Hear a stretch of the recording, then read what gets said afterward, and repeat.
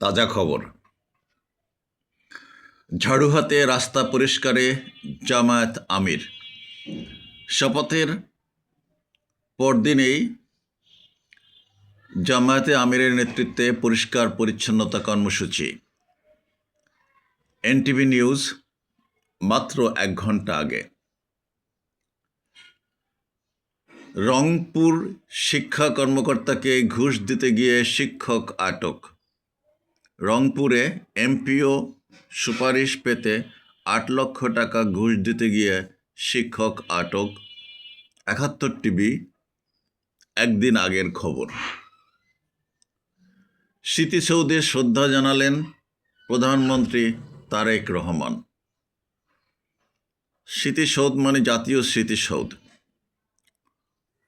30 লক্ষ মানুষ মারা গেছে না 3 লক্ষ মানুষ না 3,000 মানুষ মারা গেছে, সেটা কিন্তু এখনো নির্ধারিত হয় নাই।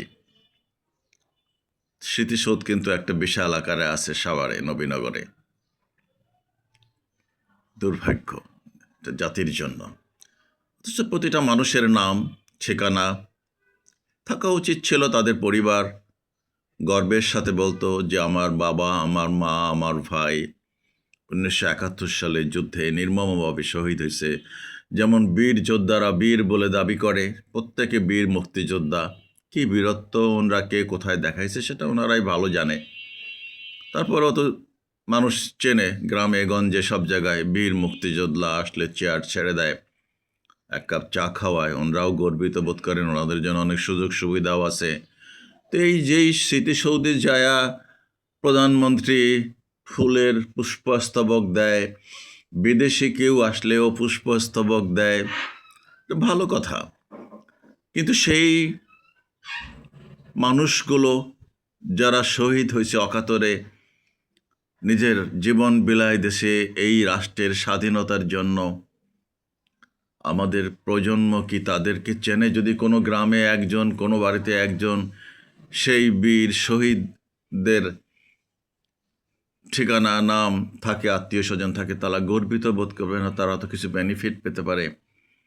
বিধবা স্ত্রী কিংবা যার স্ত্রী মারা গেছে, যার ভাই মারা গেছে, তারা কোনো রাষ্ট্রীয় বেনিফিট, স্বীকৃতি পেতে পারে না, এই অনুষ্ঠানগুলোতে আসতে পারে না, দাওয়াত পেতে পারে না। কিন্তু তাদের সবচেয়ে বড় কথা হলো এটা 3 লক্ষ না 30 লক্ষ না 30,000, সেইটাই নির্ধারিত হইল না।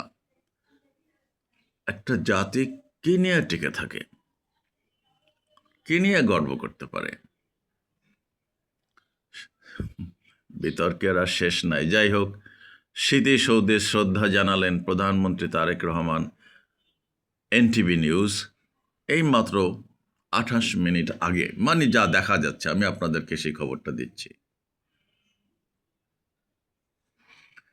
আবার আর একটা নিউজ করছে, জাতীয় স্মৃতিসৌধে প্রধানমন্ত্রী তারেক রহমানের শ্রদ্ধা।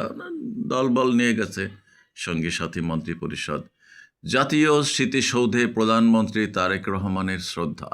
৭১ টিভি মাত্র 27 মিনিট আগে। কারো নাম, ঠিকানা চোখের সামনে ভেসে ওঠে। একজন শহীদ, একটি শহীদ পরিবার, সেই পরিবারের ছেলে মেয়ে। ওকে, জুলাই সনদ বাস্তবায়ন না হলে ছাড় দেবে না জামায়াতে ইসলামী। আমিরে জামায়াত। জুলাই সনদ বাস্তবায়ন না হলে ছাড় দেবে না জামায়াতে ইসলামী। আমিরে জামায়াত। এটিএন বাংলা নিউজ 3 ঘন্টা আগে। জুলাই সনদ কোন জুলাই? এই যে 24শে জুলাই, 36শে জুলাই, দেওয়ালে দেওয়ালে লিখন আছে, শোনো মহাজন, আমরা কিন্তু অনেকজন। মুগ্ধ, পানি লাগবে, পানি। আহারে, মুক্তির মন্দির ও সোপানো তলে। এই যে সেদিন হেলিকপ্টারে করে গুলি ছড়া হলো, কত মানুষ শহীদ হলো, মায়ের কোলেও জীবন দিল। হাদির মতন একটি ছেলে, যা 100 বৎসরে জন্ম হবে কিনা আমার অন্তত সন্দেহ আছে। আমি তো আর থাকবো না, এই নতুন প্রজন্ম দেখবে তাদের জীবনে আরেকজন হাদির পায় কিনা। জীবন দিল এই জুলাইয়ের এই সূত্র ধরেই তো জামাতের আমিরের হুঙ্কার, ছাড় দেবে না জামায়াতে ইসলামী। ছাড় দেবার কি আর না দেবার এই বাকি, ওনাদেরকে তো ধসাই দিছে, তারপরও আসছে, হুঙ্কার টুঙ্কার দিতেছে। কি বলেন আপনারা, জুলাই সনদ বাস্তবায়ন হবে? ডক্টর ইউনূস সাহেবকে আরেকটা নোবেল পাবেন? এক মহামানব যা দেখালেন শেষ পর্যন্ত, সেটা তো ইতিহাস তার সাক্ষী। ওকে, তারপরে বিদেশের খবর নাইবা বললাম। সংসদ হবে ফুটবল ম্যাচের মতো, দারুণ, লোমহর্ষক, উত্তেজনাপূর্ণ খেলা। এই গোল হচ্ছে, আবার হয় না, এই মাঠ থেকে ওই মাঠে, এই প্রান্ত থেকে ওই প্রান্তে। এটা কি লিভারপুল? আমি তো নাম দাম জানি না এগুলোর। যাই হোক, সংসদ হবে ফুটবল ম্যাচের মতন। ছায়া মন্ত্রিসভা কিভাবে কাজ করবে? ছায়া মন্ত্রিসভা, মন্ত্রিসভা একটা ছায়া মন্ত্রিসভা থাকবে। মানে আমরা যেমন হাঁটি তখন আমাদের পিছনে পিছনে একটা ছায়া যায় না, কিন্তু সেইটা কিন্তু এক এক সময় এক এক রকম হয়। বিকালে হয় অনেক লম্বা, সকালেও হয় অনেক লম্বা, দুপুরে একেবারে ছোট একটা সময় গিয়ে ছায়াই পড়ে না, কারণ সূর্য থাকে সোজা মাথার উপরে, তখন ছায়া পড়বে কোথায়?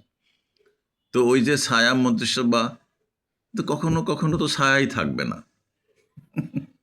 সুযোগ সুবিধা পাইলে তখন আর ছায়া থাকবে না।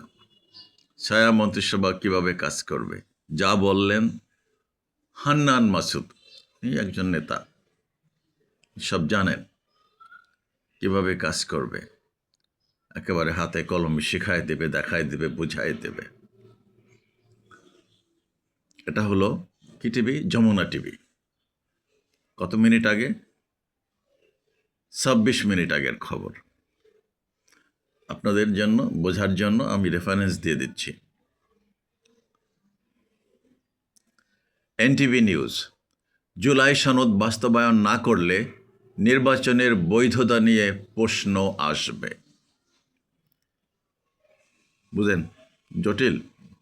উনি আবার বিরাট বড় ব্যারিস্টার, আবু হেনা রাজ্জাকি, ভালো ভালো বয়ান দেন। এই রাষ্ট্রের কোনো কিছু কোনো প্রশ্নে আটকাইছে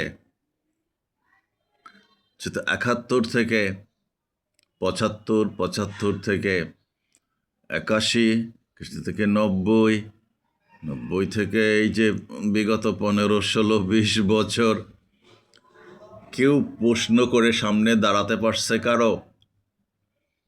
ইতিহাস কি বলে? বারবার বলছি, চেতনা কিসের?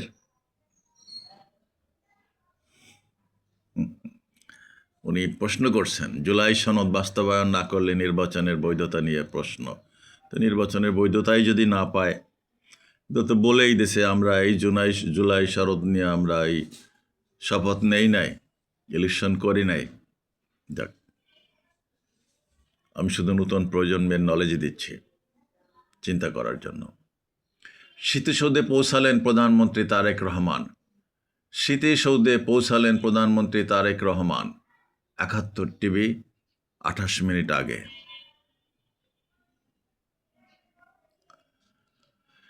সংস্কার পরিষদের শপথ না নেয়া জুলাইকে অপমান করার শামিল। জুলাই সনদ বাস্তবায়ন না করলে ছাড় দেওয়া হবে না, ডক্টর শফিকুর রহমান। উনি কি ছাড় দেওয়ার ক্ষমতা রাখেন? ছাড় দেবারই বা কি আর না দেবারে কি? উনি কি সেনাপ্রধান? উনি কি রাষ্ট্রপতি? উনি কি প্রধানমন্ত্রী? জানি না, আপনারাই ভালো জানেন, নতুন প্রজন্ম। ভোট কেন্দ্রে সিল দেওয়া ব্যালট উদ্ধার, উত্তেজিত জনতার ইউএনওর গাড়ি ভাঙচুর। এটা হলো আরটিভি নিউজ একদিন আগের। ভোট কেন্দ্রে সিল দেওয়া ব্যালট উদ্ধার। দিনের ভোট রাতে, রাতের ভোট দিনে, কিন্তু ভোট দিলেই কি হয় আর না দিলেই বা কি হয় তা তো দেখাই গেছে।